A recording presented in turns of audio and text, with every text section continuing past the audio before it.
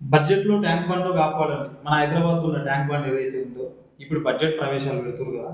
So, దాంట్లో అసెంబ్లీలో budget గురించి మాట్లాడుతున్నారు గదా! ఆ బడ్జెట్‌లో ట్యాంక్ బండ్‌ని కాపాడండని పెట్టిర్రు. రాష్ట్ర బడ్జెట్‌లో హుస్సేన్ సాగర్‌కు న్యాయం చేయాలని నగరవాసులు కోరుతున్నారు. దుర్గంధభరితమైన నీటితో టూరిస్టులు ముక్కు మూసుకునే పరిస్థితి ఉంది. పొల్యూషన్ పెరిగి నీరు గ్రీన్ కలర్‌లోకి మారుతోందని పలువురు ఆందోళన వ్యక్తం చేస్తున్నారు. చుట్టూ సుందరీకరణ బాగున్న మురికి కూపంపై ఎవరు దృష్టి పెట్టడం లేదు.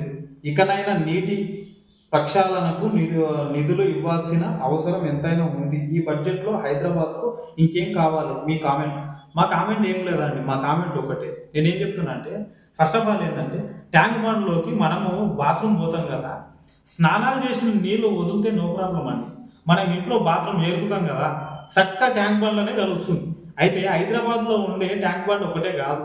చెరువులు ఏవైతే చెరువులు ఉన్నాయో, ఎగ్జాంపుల్‌గా చెప్పాలంటే ఇప్పుడు దిల్సుఖ్ నగర్‌లో చెరువులు, తర్వాత నెక్స్ట్ మీర్పేట దగ్గర ఇటువంటి చెరువులకి ఏం చేస్తున్నారంటే, మనం కనీసము టాయిలెట్‌కి పోస్తున్నది నార్మల్‌గా స్నానాలు చేస్తున్న నీళ్లు పోతే నో ప్రాబ్లమ్. పెద్ద ప్రాబ్లమ్ ఏం కాదు అది.